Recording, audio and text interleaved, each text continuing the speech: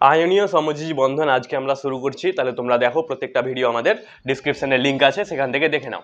ঠিক আছে, এবার দেখো তাহলে আয়নীয় সমযোজী বন্ধন সেটা বুঝবো। তো রাসায়নিক বিক্রিয়া বা রাসায়নিক বন্ধন সম্পর্কে এখানে আমাদের জানতে হবে। তাহলে রাসায়নিক বন্ধন মানে যখন যে কোনো জিনিস, একটা পদার্থ প্রকৃতিতে পাওয়া যায়, তখন সেটা দেখো নর্মালি মুক্ত অবস্থায় পাওয়া যায় না। মুক্ত অবস্থায় পাওয়া যায় না সেটার মানে কি, সেগুলো একসঙ্গে যুক্ত হয়ে পাওয়া যায়। যেমন যখন ধরো আমরা জল বললাম, তাহলে জলের মধ্যে হাইড্রোজেন এবং অক্সিজেন একসঙ্গে মিক্স আছে। তেমনি আরো বিভিন্ন পদার্থ হতে পারে। যেমন ধরো বলছি আমি, ক্লোরিন আছে। তাহলে ক্লোরিনটা সোডিয়ামের সঙ্গে মিক্স অবস্থায় পাওয়া যায়। তাহলে এই যে বললাম দুটো পদার্থ সবসময় মিক্স অবস্থায় পাওয়া যাচ্ছে, তাহলে সেগুলোকে রাসায়নিক বন্ধন দ্বারা যুক্ত করা হয়। তাহলে সেটাকে বলবো রাসায়নিক বন্ধন। এবার যে রাসায়নিক বন্ধনটা আছে সেটা দুই প্রকারের হতে পারে। সেটা আয়নীয় বন্ধন এবং সমযোজী বন্ধন, সেগুলো আমরা বলছি। তার আগে রাসায়নিক বন্ধনটা আরো আমি ডিটেলসে তোমাদের বলছি, একটু তোমরা দেখো। যেমন দেখো, রাসায়নিক বন্ধন যখন হয়, আমি ধরো দুটো বলছি। ক্লোরিন, আচ্ছা এটা বলছি সোডিয়ামের ক্ষেত্রে আর ক্লোরিনের ক্ষেত্রে। তাহলে কত হয় দেখো, সোডিয়ামের আমরা যদি ইলেকট্রন বিন্যাস দেখাই, তাহলে এরকম আসবে 2,8,1। ঠিক আছে, ক্লোরিনের ক্ষেত্রে আসবে 2, 8 আর 7। তাহলে দেখো এখানে মানে একটা বন্ধন, দেখো যখন শেষে একটা ইলেকট্রন আছে, এখানে 7টা ইলেকট্রন আছে, তাহলে দেখো এখানে ইলেকট্রন সংখ্যাগুলো সমান নেই এবং অনেকটা পার্থক্য আছে। তাহলে যখন ইলেকট্রন সংখ্যাটা প্রায় 8-এর কাছাকাছি চলে আসবে, তখন সেগুলো বন্ধন করে। এগুলো আমি আবার ডিটেলসে পরে বলছি। ঠিক আছে, তাহলে রাসায়নিক বন্ধন কাকে বলে?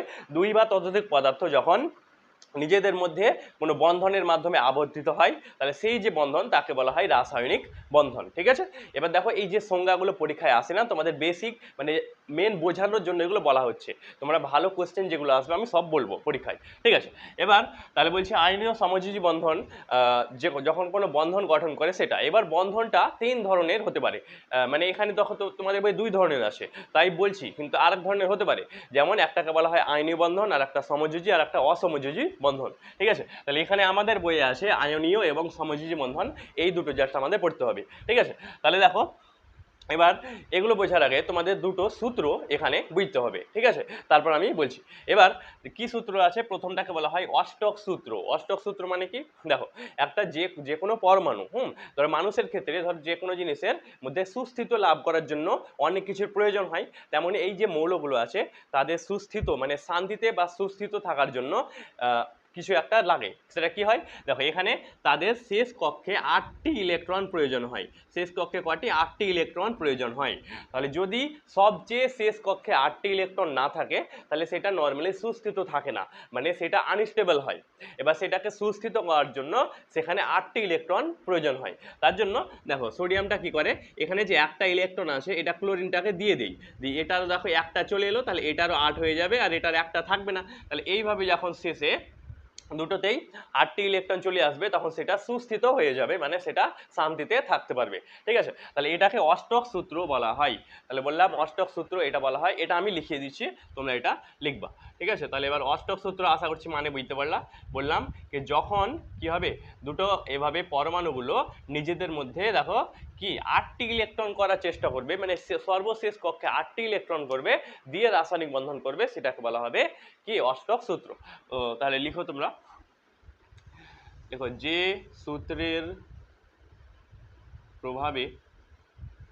সূত্রের প্রভাবে কোনো পরমাণু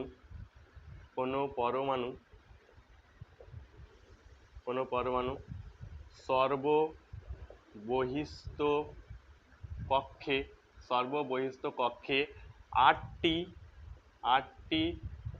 ইলেকট্রন 8টি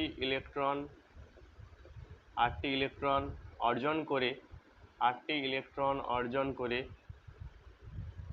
সুস্থিত হয় তাকে অষ্টক সূত্র বলে। ঠিক আছে, তাহলে এটা হয়ে গেল অষ্টক সূত্র। এবার অষ্টক সূত্রের পরে আমাদের জানতে হবে দ্বৈত সূত্র। স্যার দ্বৈত সূত্র মানে কি, যেমন অষ্টক সূত্রের ক্ষেত্রে 8টি ইলেকট্রন ছিল, তেমনি এখানে যে দ্বৈত সূত্র আছে সেটার মধ্যে 2টি ইলেকট্রন থাকবে। এটার মানে দেখো কিছু কিছু পরমাণু আছে, যেমন ধরো হাইড্রোজেন। এবার হাইড্রোজেনের ক্ষেত্রে মাত্র 1টি ইলেকট্রন থাকে, জানো। এবার যে 1টি ইলেকট্রন আছে, সেটা দাদা আটটা মানে আটটি করা সম্ভব নয়, কারণ একটি মাত্র ইলেকট্রন আসে। তাহলে যেসব পরমাণুগুলো খুব হালকা হয় এবং যাদের মধ্যে ইলেকট্রন সংখ্যা খুবই কম থাকে, তারা শুধুমাত্র একটি বা দুটি ইলেকট্রনের দ্বারা সুস্থিত হয়। মাত্র দুটি ইলেকট্রন প্রয়োজন হবে, দিয়ে তারা সুস্থিত হয়ে যাবে। যেমন অষ্টক সূত্রের ক্ষেত্রে 8টি ইলেকট্রন প্রয়োজন হয়েছিল, এখানে হবে দুটি ইলেকট্রন। তার জন্য এটা যখন দুটো ইলেকট্রন শেষে চলে আসবে, তখন সেই যে সুস্থিত হয়ে যাবে, মানে পরমাণুটা প্রকৃতিতে অবস্থান করতে পারবে, থাকতে পারবে, তাহলে সেটাকে বলা হবে দেখো দ্বৈত সূত্র। ঠিক আছে, তাহলে দেখো দ্বৈত সূত্র কিংবা কোনো পরমাণুর সর্ববহিস্থ কক্ষে দুটি ইলেকট্রন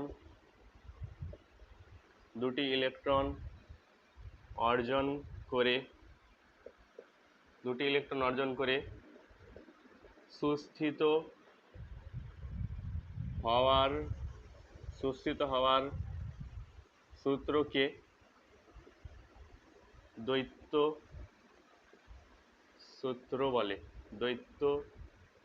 সূত্র বলে। ঠিক আছে, তাহলে এই যে বললাম এটার ক্ষেত্রে দ্বৈত সূত্র হয়। ঠিক আছে, এবার দ্বৈত সূত্র যখন কাজ হবে, তখন মনে রাখবা তাদের মধ্যে যে প্রোটন সংখ্যা আছে সেটাও অনেক কম হবে, মানে দুটো বা তিনটে এরকম প্রোটন সংখ্যা হবে। ঠিক আছে, তাহলে এটা বললাম, মনে রাখো। এবার আমরা মেন যাব, দেখো আয়নীয় এবং সমযোজী। তোমাদের বইয়ে দেখো হেডিং দেওয়া আছে আয়নীয় বন্ধন। তাহলে এবার সেটাই আমি বলছি। এবং আমাদের ভিডিওটি লাইক করে চ্যানেলটি সাবস্ক্রাইব করে দাও, কারণ আমি সব কিছু ক্লাস 7 থেকে 12 সায়েন্সের পড়াচ্ছি। তোমাদের যা দরকার হবে আমাকে বলতে পারো, এবং যদি যে কোনো সমস্যা হয় তোমরা কমেন্টের মধ্যে জানাবা, এবং আমাদের চ্যানেলটি সবাইকে তোমরা জানিয়ে দাও যে আমরা পড়াচ্ছি, তো অবশ্যই আমাদের একটু উপকার হবে। তো ভালোভাবে পড়ো এবং আমাদের ভিডিওটি লাইক করো। এবার আয়নীয় বন্ধন সম্পর্কে ফার্স্টলি আমাদের জানতে হবে, নেক্সট আমি সমযোজী, প্রত্যেকটা আমি ভালোভাবে সব কিছু বলবো। ঠিক আছে, তাহলে এবার দেখো আয়নীয় বন্ধনটা কি হয়। তাহলে যখন একটা কোনো পরমাণু আছে, সেই পরমাণুটার মধ্যে ইলেকট্রন সংখ্যা ধরো বেশি আছে বা কম আছে, মানে কি বেশি মানে কি 8টা, মানে যেটা বললাম আমি যে 8টি ইলেকট্রন গ্রহণ করবে, মানে 8টি ইলেকট্রন করার চেষ্টা করবে। তার জন্য কোনো একটা পরমাণুর মধ্যে যখন ইলেকট্রন সংখ্যা 8-এর থেকে বেশি বা 8-এর থেকে কম থাকে, তখন সেই পরমাণুটা ইলেকট্রন গ্রহণ বা বর্জন করে। বোঝা গেল, মানে ইলেকট্রনটা ছাড়বে অথবা নিবে, দিয়ে এই যে গ্রহণ এবং বর্জন করে যখন কোনো বন্ধন গঠন করবে, সেই যে বন্ধনটাকে বলা হবে আয়নীয় বন্ধন। আমি উদাহরণ দিয়ে বলছি, ধরো ম্যাগনেসিয়াম আছে, ম্যাগনেসিয়ামের কত হবে 2, 8 আর 2। আর ধরো আছে আমি বলছি অক্সিজেন, তাহলে অক্সিজেনের কত হয় 2 আর 6। এবার দেখো আমরা বলছিলাম যে একটা পরমাণু স্টেবল থাকার জন্য শেষ কক্ষে 8টি ইলেকট্রনের প্রয়োজন হয়। এবার এখানে শেষে কয়টি আছে 2টি, এখানে কয়টি আছে 6টি, তার মানে এটা স্টেবল নাই, এটা সুস্থিত নয়। তার জন্য এখানে যে 2টি ইলেকট্রন আছে সেটা অক্সিজেনের কাছে চলে আসবে, দিয়ে এখানে যে বন্ধনটা গঠন হবে দেখো, তাহলে এমজির সঙ্গে এমজি যখন দুটো ইলেকট্রন ছাড়বে, এটা 2+ হয়ে যাবে, এটা আমি আবার বলবো। আর এটা অক্সিজেন, এটা যখন হবে তখন দুটো মাইনাস, দিয়ে এখান থেকে কি চলে আসবে এমজিও। তাহলে এই যে এমজিও এলো, সেটা একটা কি আয়নীয় বন্ধন। তাহলে এটা কিভাবে হলো দেখো, এখানে প্লাস আর মাইনাস দুটো আয়ন সৃষ্টি হলো। এবার আয়ন জানো তোমরা যে দুটো আয়নের মধ্যে বা দুটো কণার মধ্যে কোন বল ক্রিয়াশীল হয়, কুলম্বীয় আকর্ষণ বল। তাহলে এগুলোর মধ্যে আকর্ষণ বল ক্রিয়াশীল হবে। ঠিক আছে, দিয়ে সেগুলো একসঙ্গে চলে আসবে। ঠিক আছে, তাহলে এবার দেখো আয়নীয় বন্ধনটা মানে কি আমি বলছি।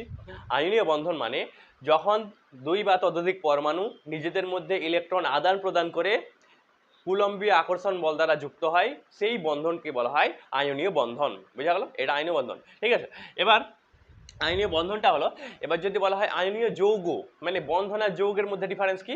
বন্ধন মানে যে কারণে সেটা যুক্ত হচ্ছে, আর যেটা তৈরি হচ্ছে সেটাকে বলা হবে আয়নীয় যৌগ। যেমন লবণ, এটা বললাম এমজিও, এটা কি ম্যাগনেসিয়াম অক্সাইড, তারপর আরও আছে NaCl সোডিয়াম ক্লোরাইড, আরও আছে আনলিমিটেড আছে, প্রচুর আছে। তাহলে এগুলো বললাম দেখো আয়নীয় বন্ধন আর আয়নীয় যৌগ। ঠিক আছে, এবার দেখো নেক্সট আমরা বলছি যে আয়নীয় যৌগের কি কি বৈশিষ্ট্য আছে। ঠিক আছে, তার আগে আমি একটা লিখিয়ে দিচ্ছি, আয়নীয় বন্ধন আর আয়নীয় যৌগ আমি একটা লিখিয়ে দিলে তোমরা অপরটা পারবা। ঠিক আছে, তাহলে আমি আয়নীয় বন্ধনটাই লিখে দিচ্ছি। লিখো, যে ধর্মের কারণে দুই বা ততোধিক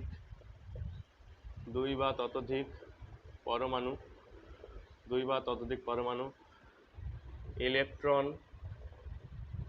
ইলেকট্রন আদান প্রদানের আদান প্রদানের মাধ্যমে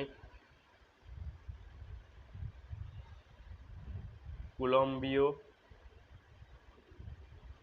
আকর্ষণ বল দ্বারা যুক্ত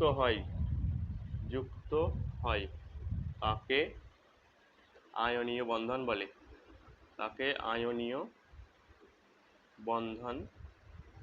বলে। ঠিক আছে, তাহলে এটা আইনীয় বন্ধন বললাম। এরপর আরো অনেক কিছু আছে তোমাদের বইয়ে, আইনীয় তড়িৎযোজ্যতা, তারপর সেগুলো আমি বলবো। ঠিক আছে, এবার আমি দেখো নেক্সট যেটা বলছি, আইনীয় যৌগের ক্ষেত্রে কি কি বৈশিষ্ট্য দেখা যায়, এটা তোমাদের বইয়ে প্রথম দিকে আছে দেখো। ঠিক আছে, তাহলে এবার আইনীয় যৌগের বৈশিষ্ট্য সেটা জানতে হবে। তাহলে দেখো, যখন একটা আইনীয় বন্ধন তৈরি হলো তখন আমি দেখালাম সেটার মধ্যে দুটো আয়ন গঠন হলো, একটা প্লাস একটা মাইনাস। জানো তোমরা যে প্লাসটাকে আমরা বলি ক্যাটায়ন এবং যে মাইনাস আছে সেটাকে বলা হয় অ্যানায়ন। তাহলে এইভাবে দুটো আয়নকে ভাগ করা হয়। এবার যে ক্যাটায়ন আছে আর এবং অ্যানায়ন আছে তাদের মধ্যে ক্রিয়াশীল হয় কুলম্বীয় আকর্ষণ বল। ঠিক আছে, তাহলে প্রথম পয়েন্ট দেখো, আমি এগুলো বলছি আইনীয় যৌগের বৈশিষ্ট্য, হ্যাঁ, মানে কি কি সেগুলোর মধ্যে বৈশিষ্ট্য হয় সেগুলো। আর আমি দেখো মেন পয়েন্টগুলো লিখবো, বাকি তোমরা ভালোভাবে লিখবা। ঠিক আছে, তাহলে প্রথম পয়েন্ট যেটা, আয়নীয় বন্ধনের ক্ষেত্রে সেগুলোর মধ্যে আয়ন দ্বারা গঠিত হয়। এবার যে আয়নগুলো আছে সেগুলো প্লাস এবং মাইনাস উৎপন্ন করে, তার জন্য আকর্ষণটা অনেক বেশি হয়, তার জন্য আয়নীয় যৌগ সাধারণত কঠিন হয়। ঠিক আছে, তাহলে প্রথমটা কি দেখো, সাধারণত কঠিন হয়। ঠিক আছে, এগুলো তোমরা একটু ভালোভাবে লিখবা। ঠিক আছে, আমি জাস্ট মেন পয়েন্টগুলো লিখছি, নাহলে অনেক দেরি হয়ে যাবে তাই। ঠিক আছে, তাহলে এবার বললাম যে এগুলো কঠিন হয়। নেক্সট, তারপর এবার দেখো আয়নীয় যৌগের মধ্যে আমি আরো উদাহরণ দিয়ে দেখাচ্ছি। যেমন ধরো এটা যখন যুক্ত হয়, পটাশিয়াম আছে আর ক্লোরিন আছে, তাহলে পটাশিয়াম আর ক্লোরিন কি তৈরি করে, প্লাস আর একটা মাইনাস দিয়ে এখানে যুক্ত হয়। তাহলে এই যে KCl-টা তৈরি হলো, এটা একটা আয়নীয় যৌগ।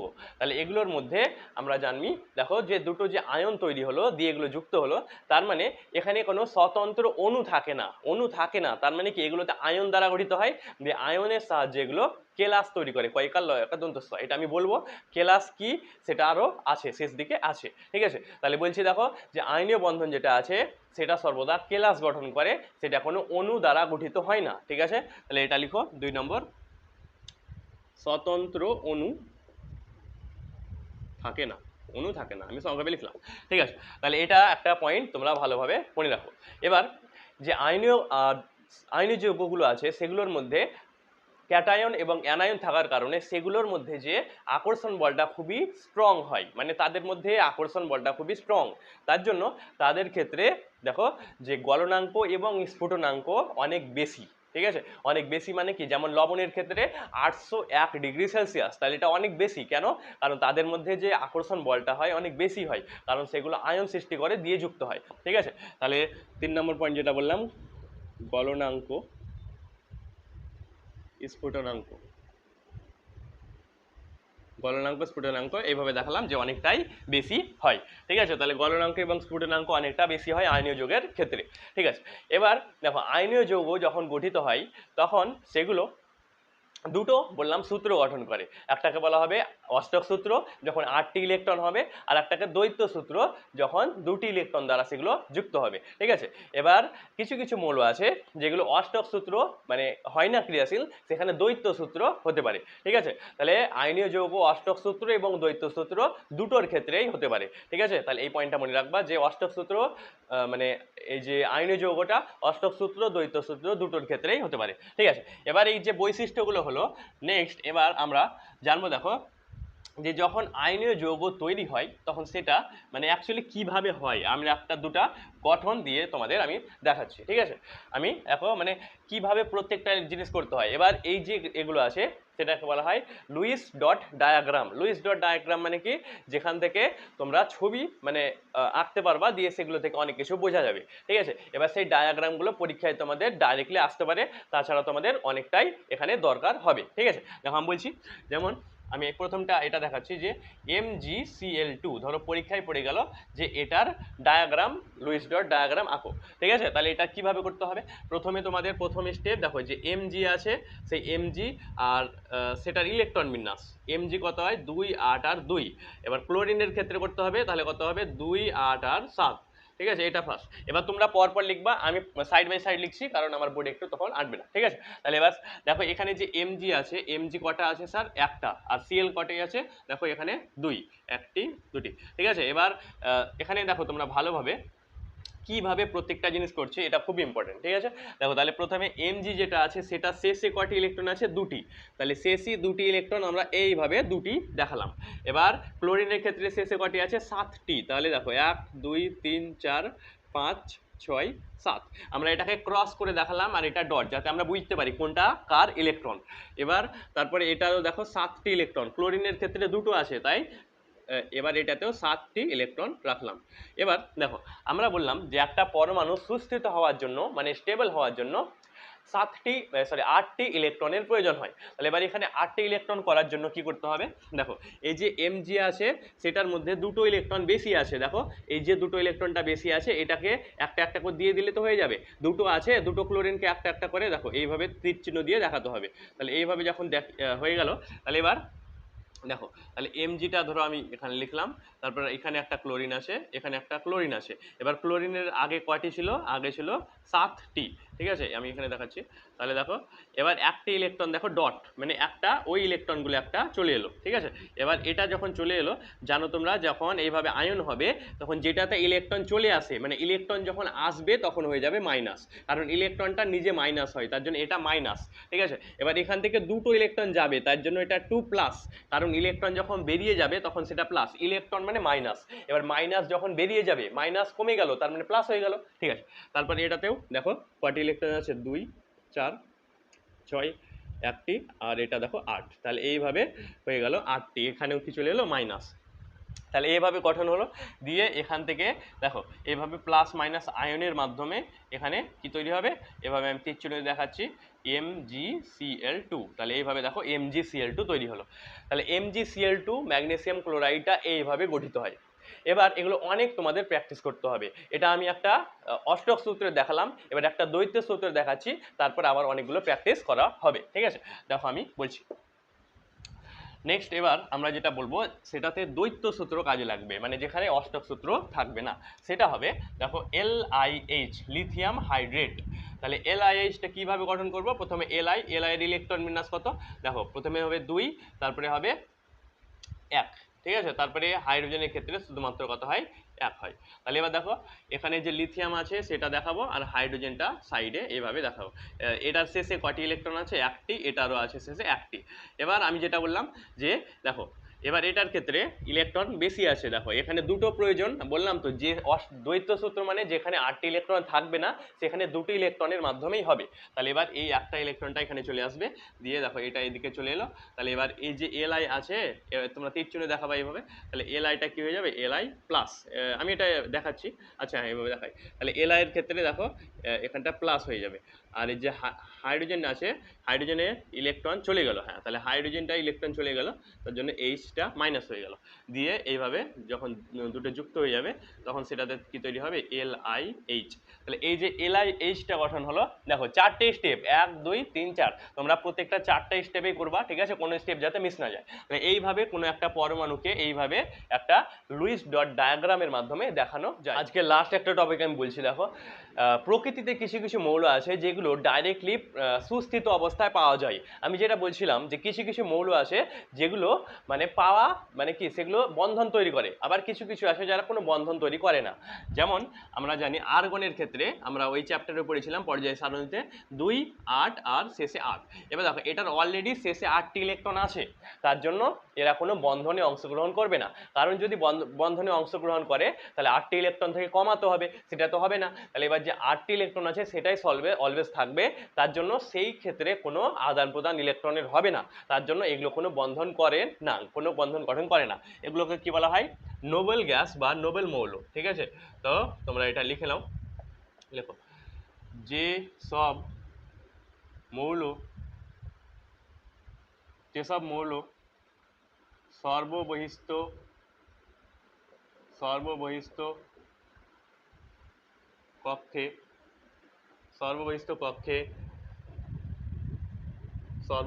কক্ষে দুটি বা আটটি ইলেকট্রন ইলেকট্রন থাকায়, দুটি বা আটটি ইলেকট্রন থাকায় কোনো বন্ধন গঠন করে না, কোনো বন্ধন গঠন করে না, তাকে তাকে নোবেল তাকে নোবেল মৌল বলে। যেমন যেমন হতে পারে দেখো আর্গন, তারপরে আছে আর্গনের পরে আছে হিলিয়াম, তারপরে আছে নিয়ন, এগুলো আছে ক্রিপ্টন, জেনন, এগুলো আছে। তাহলে এই যে মৌলগুলো বললাম কোনো বন্ধন গঠন করে না, কারণ এদের মধ্যে শেষ কক্ষে পূর্ণ ইলেকট্রন থাকে, তার জন্য এগুলোর ক্ষেত্রে কোনো বন্ধন গঠন হয় না। একটা প্রশ্ন তোমাদের জন্য, তোমরা বলো লবণের গলনাঙ্ক কত হয়? কমেন্টের মধ্যে আমাকে অবশ্যই জানা যে লবণের গলনাঙ্ক কত হয়, এবং আমাদের ভিডিওগুলো দেখতে থাকো। সব ভিডিও আমরা পরপর আপলোড করছি, তোমাদের ডিসক্রিপশনে যে লিঙ্কটা আছে সেখান থেকে প্রত্যেকটা ভিডিও দেখে নাও, এবং আমাদের ভিডিওটি লাইক করে সব ভিডিও আমাদের দেখতে থাকো। তোমাদের যা দরকার হবে কমেন্টের মধ্যে আমাকে বলতে পারো। আবার দেখা হচ্ছে, এটা তোমরা উত্তর বলো যে লবণের গলনাঙ্ক কত হয়।